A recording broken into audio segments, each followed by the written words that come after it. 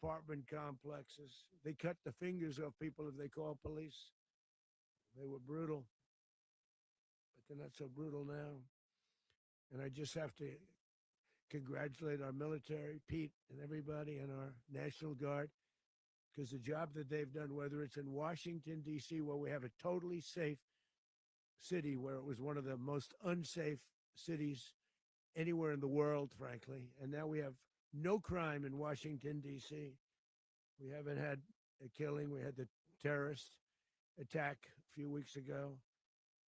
A little bit of a different kind of a threat, but we haven't had a killing in a long period of time, 6, 7 months. We used to have two, on average, 2 a week in Washington, our capital. We don't have that anymore.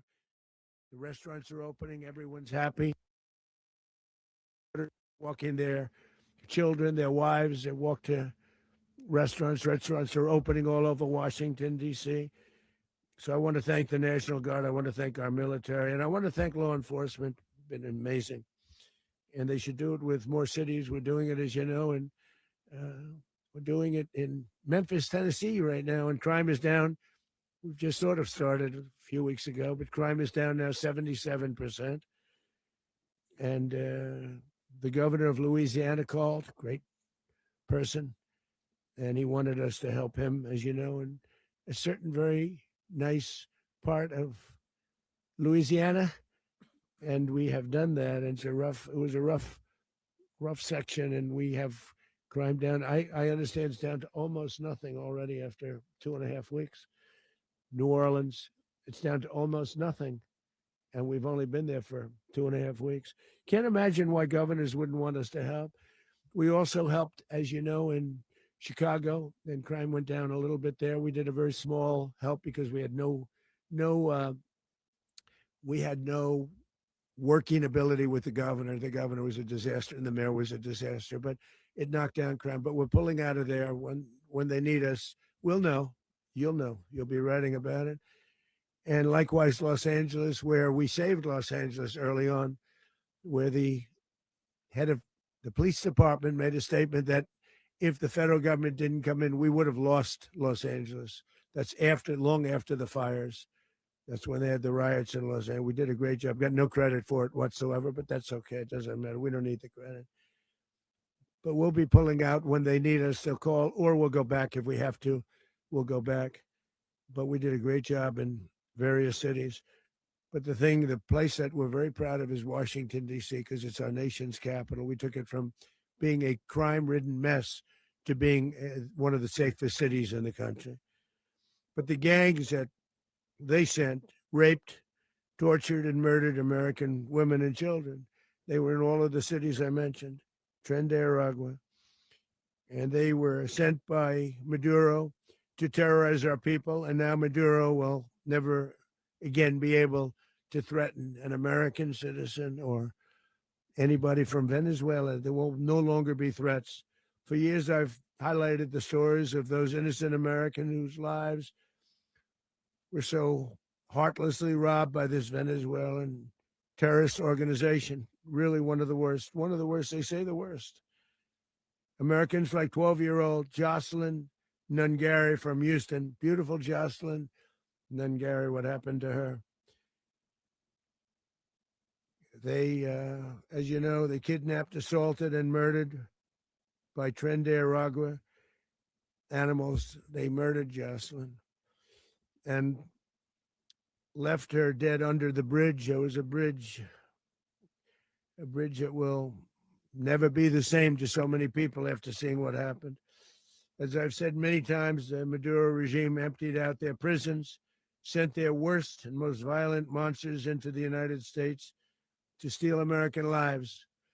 And they came from mental institutions and insane asylums. They came from prisons and jails.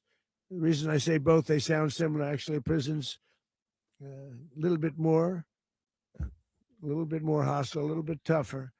A mental institution isn't as tough as an insane asylum, but we got them both. They sent from their mental institutions. They sent from their jails, prisons.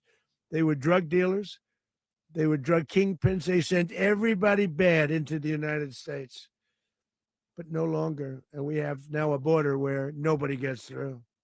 In addition, Venezuela unilaterally seized and stole American oil, American assets, and American platforms, costing us billions and billions of dollars. They did this a while ago, but we never had a president that did anything about it. They took all of our property. It was our property. We built it. And we never had a president that decided to do anything about it. Instead, they fought wars that were 10,000 miles away.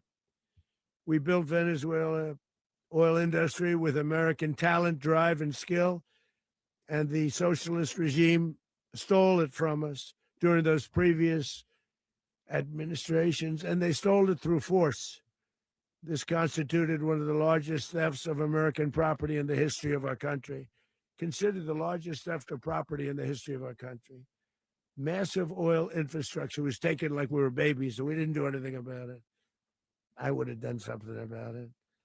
America will never allow foreign powers to rob our people or drive us back into and out of our own hemisphere. That's what they did.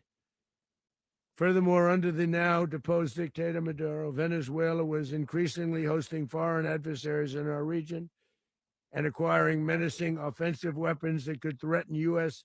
interests and lives. And they used those weapons last night. Potentially in league with the cartels operating along our border. All of these actions were in gross violation of the core principles of American foreign policy, dating back more than 2 centuries, and not anymore. All the way back, it dated to the Monroe Doctrines. And the Monroe Doctrine is a big deal, but we've superseded it by a lot, by a real lot. They now call it the Donroe Document. I don't know. It's Monroe Doctrine. We sort of forgot about it. It was very important, but we forgot about it. We don't forget about it anymore. Under our new national security strategy, American dominance in the Western Hemisphere will never be questioned again. Won't happen. So just in concluding, for decades, other administrations have neglected or even contributed to these growing security threats in the Western Hemisphere. Under the Trump administration, we are reasserting American power in a very powerful way in our home region. And our home region is very different than it was just a short while ago. The future will be, and we did this in my first term. We had great dominance in my first term, and we have far greater dominance right now. Everyone's coming back to us. The future will be determined by the ability to protect commerce and territory and resources that are core to national security. These are core to our national security. Just like tariffs are, they've made our country rich, and they've made our national security stronger than ever before. But these are the iron laws that have always determined global power. And we're going to keep it that way. We will secure our borders. We will stop the terrorists. We will crash the cartels, and we will defend our citizens against all threats, foreign and domestic.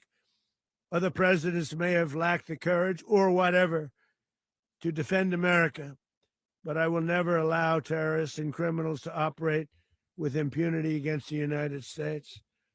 This extremely successful operation should serve as warning to anyone who would threaten American sovereignty or endanger American lives. Very importantly, the embargo on all Venezuelan oil remains in full effect. The American armada remains poised in position, and the United States retains all military options until United States demands have been fully met and fully satisfied. All political and military figures in Venezuela should understand what happened to Maduro can happen to them, and it will happen to them if they aren't just fair, even to their people. The dictator and terrorist, Maduro, is finally gone in Venezuela. People are free. They're free again. It's been a long time for them, but they're free. America is a safer nation. This morning, It's a prouder nation this morning because it didn't allow this horrible person and this country that was doing very bad things to us. It didn't allow it to happen. And the Western Hemisphere is right now a much safer place to be. So I want to thank everybody for being here. I want to thank General Raisin Kane. He's a fantastic man. I've worked with a lot of generals. I worked with some I didn't like. I worked with some I didn't respect. I worked with some that just weren't good. But this guy is fantastic. I watched last night one of the most precise attacks on sovereignty. I mean, it was an attack for justice. And I'm very proud of him. And I'm very proud of our Secretary of War, Pete Hegseth, who I'm going to ask to say a few words. Thank you very much.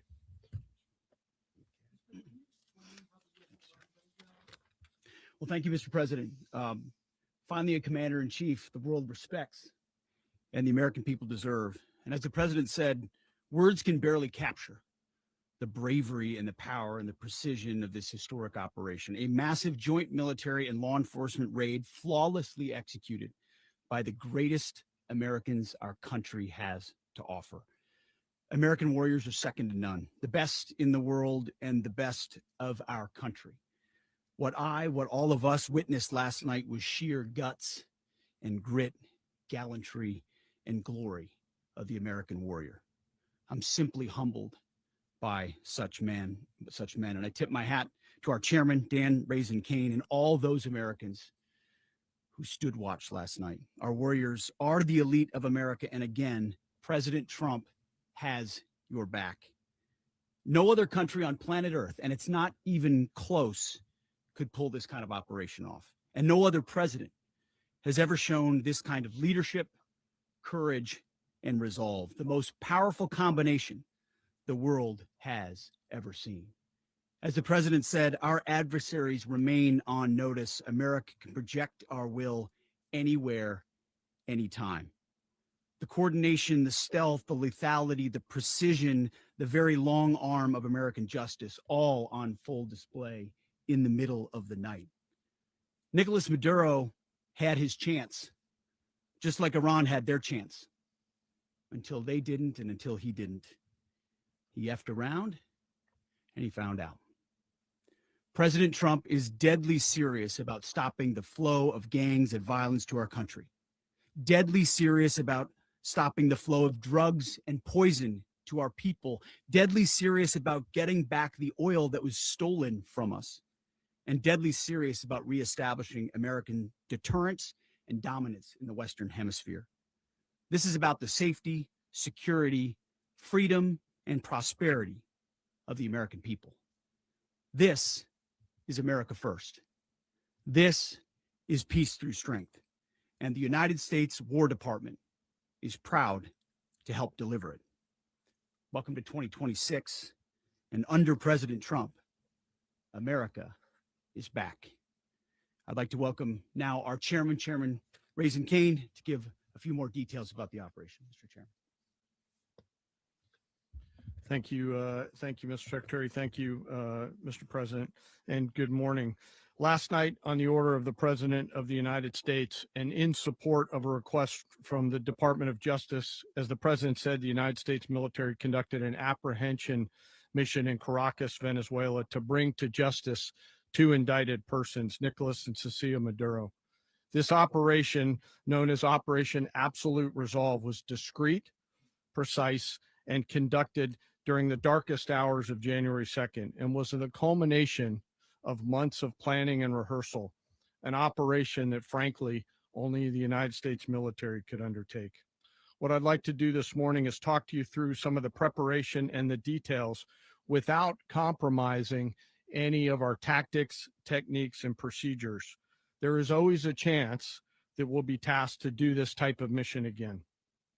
Our interagency work began months ago and built on decades of experience of integrating complex air, ground, space, and maritime operations.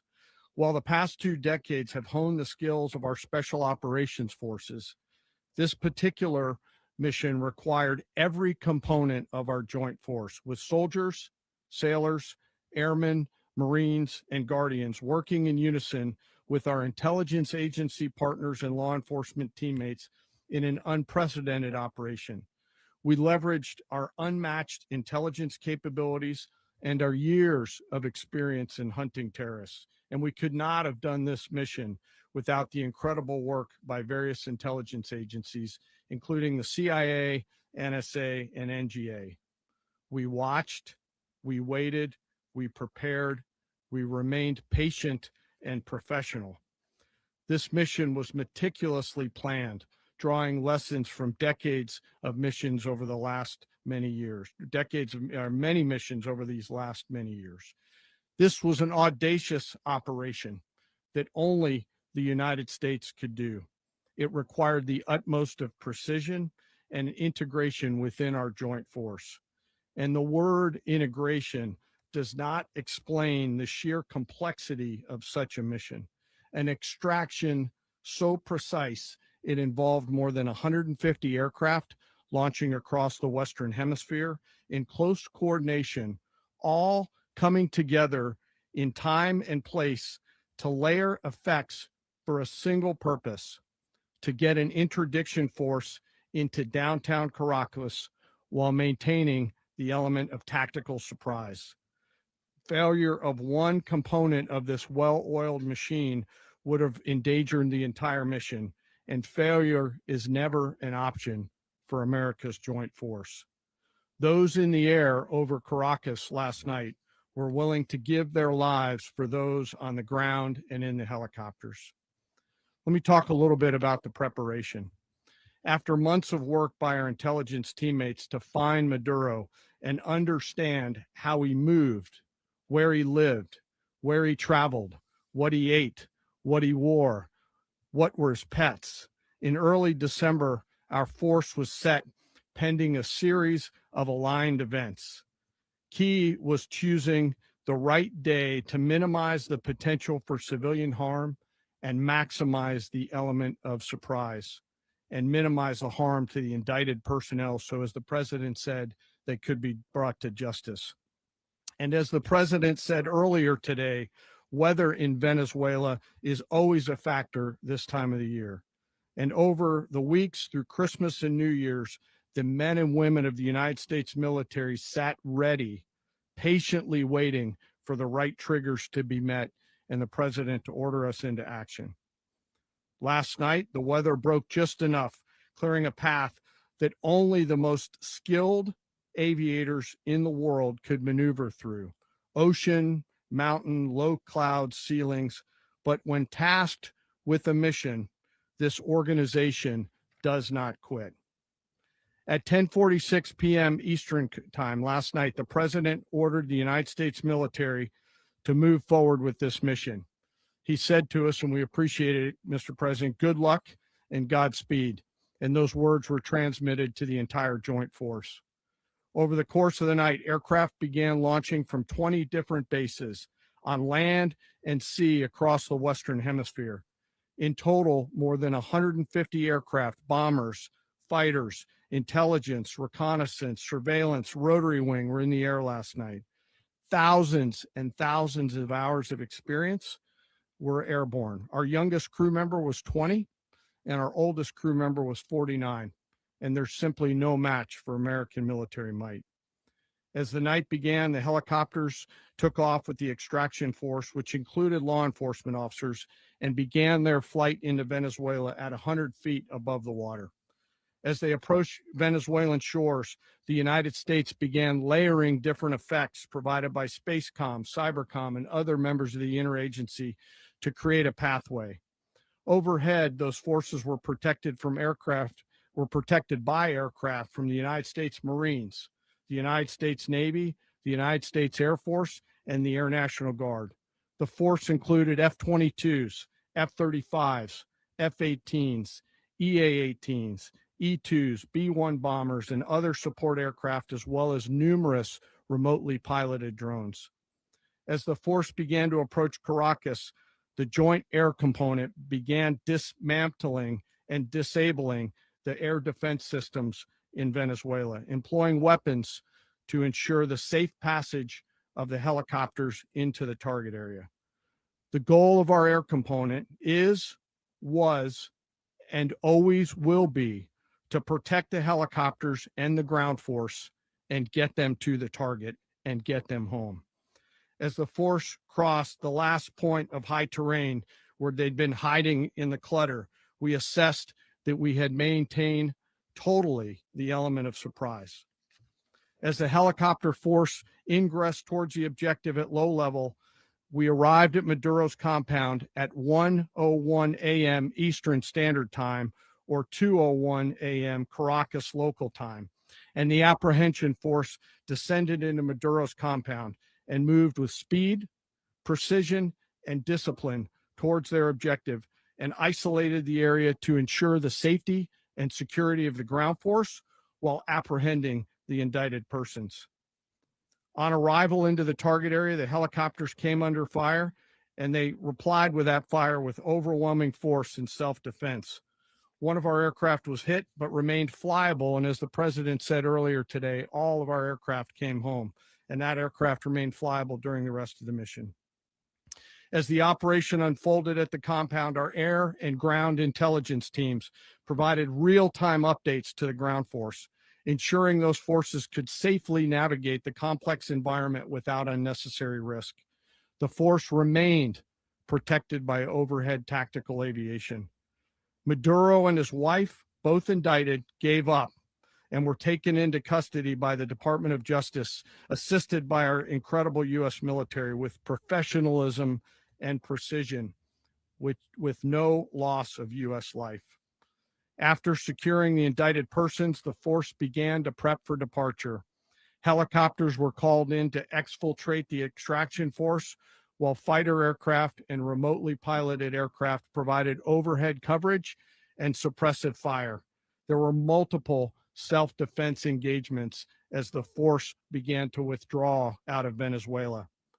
The force successfully exfiltrated and returned to their afloat launch bases, and the force was over the water at 3:29 a.m. Eastern Standard Time with indicted persons on board. And both Maduro and his wife were embarked aboard the USS Iwo Jima. In closing, what we've witnessed today is a powerful demonstration of America's joint force. We think, we develop, we train, we rehearse, we debrief, we rehearse again and again, not to get it right, but to ensure that we cannot get it wrong. Our jobs are to integrate combat power so when the order comes, we can deliver overwhelming force at the time and the place of our choosing against any foe anywhere in the world. I am immensely proud today of our joint force and filled with gratitude to represent them here today. There is simply no mission too difficult for these incredible professionals and the families that stand by them and support them. As we stand here this morning, our forces remain in the region at a high state of readiness, prepared to project power, defend themselves, and our interests in the region. This operation is a testament to the dedication and unwavering commitment to justice and our resolve to hold accountable those who threaten peace and stability. In closing, I want to express my heartfelt gratitude to the brave men and women who executed this mission. Their courage and tireless commitment to our nation are what makes us strong. Thank you, Mr. Secretary, and thank you, Mr. President. Well, I don't have much to add to what you've heard now, other than the following points. Nicolás Maduro was indicted in 2020 in the United States. He is not the legitimate president of Venezuela. That's not just us saying it. The first Trump administration, the Biden administration, the second Trump administration, none of those three recognized him. He's not recognized by the European Union and multiple countries around the world. He is a fugitive of American justice with a $50 million reward, which I guess we saved $50 million. And make sure. Yeah, exactly. But don't let anybody claim it. Nobody deserves it but us. But I want to be clear about one thing. Nicolás Maduro had multiple opportunities to avoid this. He was provided multiple very, very, very generous offers and chose instead to act like a wild man, chose instead to play around. And the result is what we saw tonight. The other message here is the following. You have a guy, like many people around the world, they like to play games. You have a guy who decides he's going to invite Iran into his country, is going to, do the confiscation of American oil companies, is going to flood our country with gang members, is going to take Americans prisoner and try to hold them for hostage and trade them like he was able to do with the Biden administration. Basically likes to play games all this time and thinks nothing's going to happen. And I hope what people now understand is that we have a president. The 47th president of the United States is not a game player. When he tells you that he's going to do something, when tells you he's going to address a problem, he means it. He actions it. I can tell you, I've watched this process now for 14, 15 years, been around it. Everybody talks. I'm going to do this. I'm going to do that. When I get there, we're going to do this. We're going to take. This is a president of action. Like, I don't understand yet how they haven't figured this out. And now, if you don't know, now you know. Because this is the way it's going to play out. And I think people need to understand that this is not a president that just talks and does letters and press conferences. And, if he says he's serious about something, he means it. And this is something that was a direct threat to the national interest of the United States. And the president addressed it. There's a president of peace, by the way. I told you what I just said earlier. This guy had multiple opportunities to find his way somewhere else and figure out another. He could have been living somewhere else right now, very happy. But instead, he wanted to play big boy. And so now, he's got other sets of problems on his hands. And but I think that the message here should be for the world. Look, the president doesn't go out looking for people to pick fights with. He's not generally wants to get along with everybody. We'll talk and meet with anybody, but don't play games. Don't play games with this president's in office, because it's not going to turn out well. And so I hope that I guess that lesson was learned last night, and we hope it'll be instructive moving forward.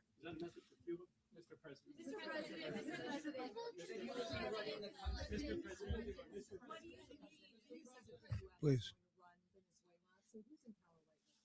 Well, we're going to be running it with a group, and we're going to make sure it's run properly. We're going to rebuild the oil infrastructure, which will cost billions of dollars. It'll be paid for by the oil companies directly. They will be reimbursed for what they're doing, but that's going to be paid. And we're going to get the oil flowing the way it should be. As you know, it was just a minor flow. It was actually a minor flow for what they have. But we're going to run it properly, and we're going to make sure the people of Venezuela are taken care of. We're going to make sure the people that were forced out of Venezuela by this thug are also taken care of. President, does the U.S. running the country mean that U.S. troops will be on the ground? How will that work? Well, they always say boots on the ground. Oh, so we're not afraid of boots on the ground if we have to have. We had boots on the ground last night at a very high level, actually. We're not afraid of it. We don't mind saying it. But we're going to make sure that that country is run properly. We're not doing this in vain. This is a very dangerous attack. This is an attack that could have gone very, very badly. Could have gone very badly. We could have lost a lot of people last night. We could have lost a lot of dignity. We could have lost a lot of equipment. The equipment is less important, but we could have lost a lot. And we're going to make sure that this is proper. We're there now. We're ready to go again if we have to. We're going to run the country right. It's going to be run very judiciously, very fairly. It's going to make a lot of money. We're going to give money to the people. We're going to reimburse people that were taken advantage of. We're going to take care of everybody. It's very important. We couldn't let them get away with it. They stole our oil. We built that whole industry there, and they just took it over like we were nothing. And we had a president that decided not to do anything about it. So we did something about it. We're late, but we did something about it. Yeah, please. Mechanism by which you're going to run the country? Are you going to designate a U.S. official Yes, to coordinate? it's all being done right now. We're designating people. We're talking to people. We're designating various people, and we're going to let you know who those people are. Would run Venezuela? Well, it's largely going to be for a period of time. The people that are standing right behind me. We're going to be running it. We're going to be bringing it back. It's a dead. I talk about a dead country. A year and a half ago, we were a dead country. Now we're the hottest country anywhere in the world. We're a country doing better than any country anywhere in the world. And it required leadership. Venezuela has a lot of bad people in there, a lot of bad people that shouldn't be leading. We're not going to take a chance that one of those people take over for Maduro. So you can look at, and others, we have fantastic people, including people in the military. So we're going to have a group of people running it until such time as it can be put back on track. make a lot of money for the people and give people a great way of life, and also reimbursement for people in our country that were forced out of Venezuela. Rubio would be. You said earlier today that you weren't going to back Machado to come back and be the opposition leader in your Fox and Friends interview. And then you also mentioned the vice president of Venezuela. Are you going to work with the vice president of Venezuela, or how do you foresee the relationship Well, I going? understand she was just sworn in, but she was, as you know, picked by Maduro. So Marco's working on that directly. He just had a conversation with her, and she's essentially willing to do what we think is necessary to make Venezuela great again. Very simple. Mr. President, Colombian President Gustavo Petro, a couple weeks ago, he said he's got to watch his ass. And today he said he's not concerned about anything happening to him in the aftermath of this operation. So just what your message is Well, about he that. has cocaine mills. He has factories where he makes cocaine. And yeah, I think I stick by my first statement. He's making cocaine. They're sending it into the United States. So he does have to watch his ass. Mr. President, did you notify any members of Congress in advance? Marco, do you want to talk about that? Because you were involved. Sure. We call members of Congress immediately after. This was not the kind of mission that you can do congressional notification on. It was a trigger-based mission in which conditions had to be met night after night. We watched and monitored that for a number of days. So it's just simply not the kind of mission you can call people and say, hey, we may do this at some point in the next 15 days. But it's largely a law enforcement function. Remember, at the end of the day, at its core, this was an arrest of 2 indicted fugitives of American justice, and the Department of War supported the Department of Justice in that job. Now, there are broader policy implications here, but it's just not the kind of mission that you can pre-notify because it endangers the mission. Plus, if I could add one thing to that, Congress has a tendency to leak. This would not be good. If they leaked, General, I think it would have been maybe a very different result. But I have to say, they knew we were coming at some point, We had a lot of ships out there. They sort of knew we were coming. We went through. But Congress will leak, and we don't want leakers. People to watch this all play out live. What was Maduro doing when the U.S. forces entered what I assume would be his home? And also, was there any point where the U.S. was considering if Maduro pushed back or resisted killing Maduro? It could have happened. It could have happened. He was trying to get into a safe place. The safe place is all steel.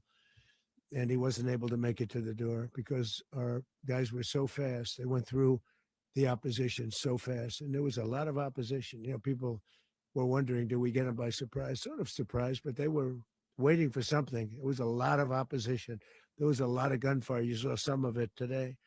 But he was trying to get to a safe place, which wasn't safe because we would have had the door blown up in about 47 seconds, they say on average, regardless of how thick the steel was. It was a very thick door. It was a very heavy door, but he was unable to get to that door. He made it to the door. He was unable to close it.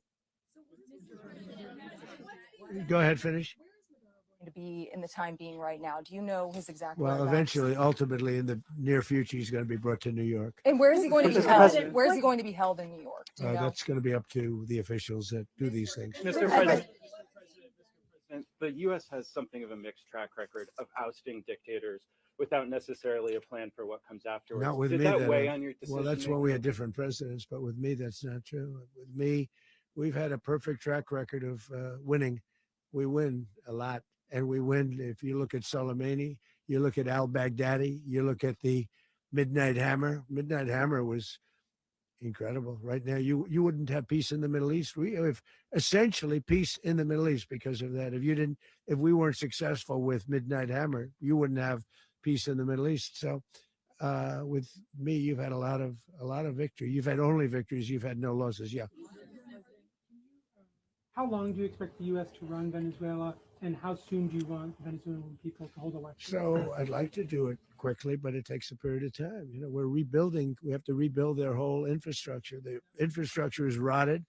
It's actually very dangerous. It's blow up territory. Oil is very dangerous. It's a very dangerous thing to take out of the ground. It can kill a lot of people. It has killed a lot of people doing just that.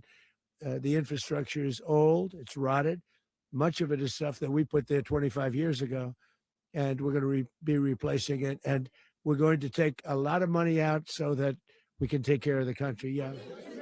Are you saying that Secretary Rubio and Mr. President, China, Russia, and Iran have interests in Venezuela. How does this operation affect your relationships with them when Well, it in comes to terms the of oil and the China drugs? and Russia, well, Russia, when we get things straightened out, but in terms of other countries that want oil, we're in the oil business. We're going to sell it to them. We're not going to say we're not going to give it back.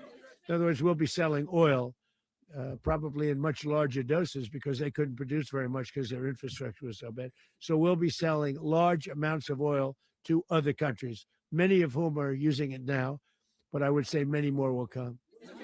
Are you saying, Mr. President, are you saying that, Wait, one Mr. second, President, please. are Go you ahead, saying behind that, you, please. Mr. President, thank you. What is your message to the people of Venezuela today? Of course, the civilian population specifically, they have a lot of questions. What is your message to the people of That Venezuela? you're going to have peace, justice. You're going to have some of the riches that you should have had for a long period of time. It was stolen from you. But you're going to have peace and you're going to have safety. You're going to have justice. You're going to have a country. You're going to have a real country. You're going to have potentially a great country. You know, if you go back 20 years, maybe even a little longer ago, that was a great country and they destroyed it. Remember, I said that if we lose this election, the United States will be Venezuela on steroids. That's what would have happened. Had we lost the election, the 2024 election, we suffered so badly. When you look at the border from 2020, what they did, what Joe Biden administration did to our country should never be forgotten. But if we had to go through another year of that, we would be exactly where Venezuela was in terms.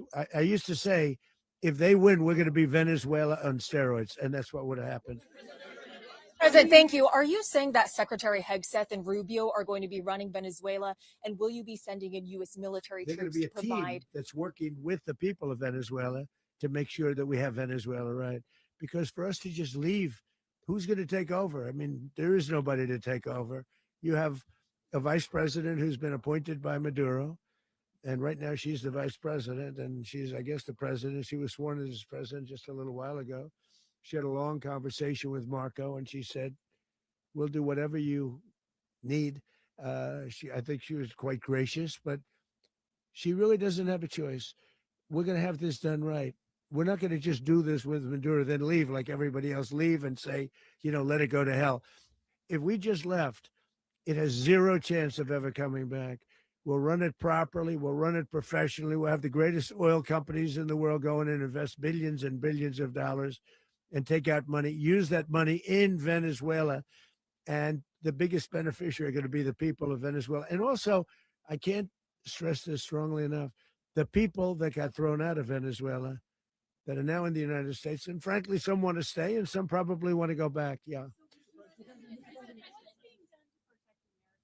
The country, and were any of the detained Americans? Well, right now they're arrested very last night? protected because nobody's going to mess with us. They're very protected. The people of, and we let them know that you better not touch one of them. And are you concerned that bad elements of the Maduro regime will remain in place?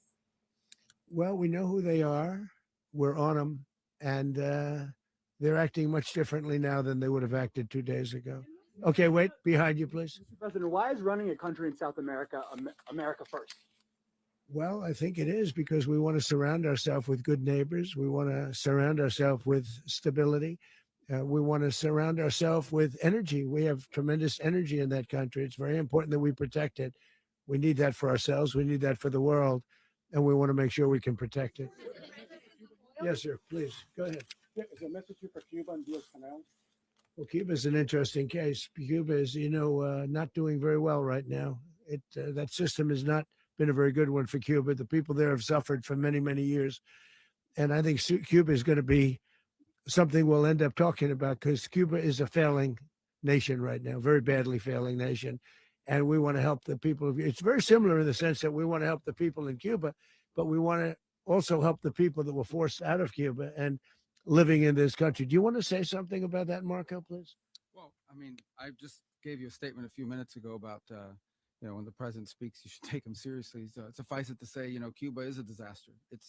It's run by incompetent, senile men, and in some cases, not senile, but incompetent nonetheless. It has no economy. It's in total collapse. And by the way, they were, all of the guards that helped protect Maduro, this is well known, their whole spy agency, all that were full of Cubans. I mean, it's amazing. This poor island took over Venezuela in some cases. One of the biggest problems the Venezuelans have is they have to declare independence from Cuba that tried to basically colonize it from a security standpoint. So, yeah, look, if I lived in Havana and I was in the government, I'd be concerned, at least a little bit.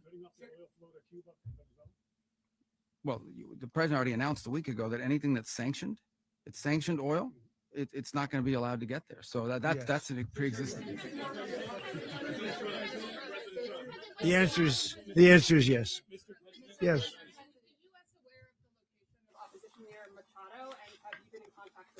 No, we haven't. No, we haven't. Mr. President. Mr. Mr. President, on Monday. Oh, I think it would be very tough for her to be the leader. She doesn't have the support within or the respect within the country. She's a very nice woman, but she doesn't have the respect. Mr. President, is it possible that the U.S. ends up administrating Venezuela for years? Well, it won't cost us anything because the money coming out of the ground is very substantial. So it's not going to cost us anything. We will. Well, we want safety there. We want to be surrounded by countries that aren't housing all of our enemies all over the world. That's what was happening. And you don't want to have that. But we're going to be rebuilding and we're not spending money. The oil companies are going to go in. They're going to spend money. We're going to take back the oil that, frankly, we should have taken back a long time ago. A lot of money is coming out of the ground. We're going to get reimbursed for all of that. We're going to get reimbursed for everything that we spend. So it's going to be a very important. This is a very big evening that took place last night. We have to be surrounded by safe, secure countries. And we also have to have energy, very important. We have to have energy that's real energy, not where they're getting 4% and 5% of the energy out of the ground. You take a look, it was such a disaster. So what's going to happen with Venezuela, I think, over the next period of a year is going to be a great thing. And the people of Venezuela will be the biggest beneficiaries. Going to send in the U.S. military. Mr. President, thank you. What did you last speak to Maduro about when you spoke? And is the Well, I US don't want to at get war into with the Venezuela? conversations, but I did have conversations with him, and I said, you got to surrender. And I actually thought he was pretty close to doing so, but now he wished he did, yeah. You said that Maduro is responsible for drug trafficking. You recently pardoned the former president of Honduras who was convicted of many drug trafficking. Can you explain how these two situations are Well, different? And would you ever pardon Maduro? I endorsed, as you know, the winning president, the man who won in Honduras. I endorsed the man who won in Chile. I endorsed the man who won in Argentina. And we are doing very well with that whole group. What the man that I pardoned was, if you could equate it to us, he was treated like the Biden administration treated a man named Trump. That didn't work out too well for them. This was a man who was persecuted very unfairly. He was the head of the country. He was persecuted very unfairly. And there are a number of them. And we felt that it was a very unfair situation that happened to him. He's also a party member of the man who won. So obviously the people liked what I did. And one of the reasons that was done is because of the fact that the party in power felt very strongly that that man was treated very badly. I studied it very quickly, and then I studied it in great detail. I went to a lot of the people standing behind me, and they felt that that man was persecuted and treated very badly. That's why I gave him a pardon. You referenced boots on the ground earlier. Can you just sort of button this up? Do you envision the U.S. military having a presence in Venezuela as the U.S. runs that? Well, country? no, we're going to have a presence in Venezuela as it pertains to oil, because we have to have, we're sending our expertise in. So you may need something, not very much. But no, we're going to be taking out a tremendous amount of wealth out of the ground. And that wealth is going to the people of Venezuela and people from outside of Venezuela that used to be in Venezuela. And it goes also to the United States of America in the form of reimbursement for the damages caused us by that country. So I want to thank you all very much. Thank you. Do you have one? Yes, please. You were so nice before. I'm going to give you the final question. Go ahead. Thank you, Mr. Unless it's a President. bad question, in It's which about case I'll Putin. go one word. It's about who? It's about Putin. If you want. About Putin. Well, that's always nice You had to a talk phone. about Putin. You had a phone call with him Yeah. on Monday. Did he talk at all about Maduro? Did y'all talk about this? No, we didn't. And We then- never spoke about Maduro. Are you mad at him right now? I mean, there's this I'm not intelligence. thrilled with Putin. I'm not thrilled with Putin. He's killing too many people. I thought that would be so. I settled 8 1/4 war. You know what the 1/4 was? Thailand and Cambodia. I did it again. They broke out, and I did it in about 5 hours, and I settled it. I'm giving myself 1/4, so I'm up to now 8 1/4. In other words, I settled the war, but then they broke out. They had a pretty bad breakout over the last 4 days. I got them to go back to peace, so I only give 1/4. I thought the easiest one would be, one of the easier ones would be Russia, Ukraine. It's not, and they both have done some pretty bad things. And look, that's Biden's war. That's not my war. But I want to stop the lives. Did you see where last month 30,000? It was 27,000 the month before. 30,000, mostly soldiers, were killed this last month. 30,000. I want to stop that. You know, I got NATO to pay 5% instead of the 2% that they weren't paying. They weren't paying 2, now they pay 5. And we send them a lot of munitions. We send them a lot of things, missiles and various other things, a lot. And they pay. The United States is not losing money. We're probably making money on that. It's the last thing I care about. I just want to stop all those people. We're losing 25, 30,000 human beings. They come from 2 places that are very far away. But if I can stop, because it's something I've been pretty good at doing, deals, I guess. It's all a deal. Life is a big deal. But if I can stop that war and stop 30,000 young people, in addition to the fact that people are being killed in Kiev, people are being killed in other cities throughout, a much smaller number, but they're being killed, viciously killed. So I'm not happy about it. I thought that would be something that would get solved. We have Mr. Witkoff here. I think that we're making progress, but that's a war that should have never happened. If I were president, it would have never happened. Putin says it. Everybody says it. If I were president, that would have never happened. But I inherited that war. That was Joe Biden, Zelensky, and Putin. I came into the situation, and it's a mess. And I will say this. I watched an operation last night that was so precise, that was so brilliant. I mean, it was incredible. If we had our people, like this general, and our people involved, that war would not have gone on very long. That I can tell you. That war, to use an old term, that war has become a bloodbath, and we want it to get stopped. Thank you very much, everybody.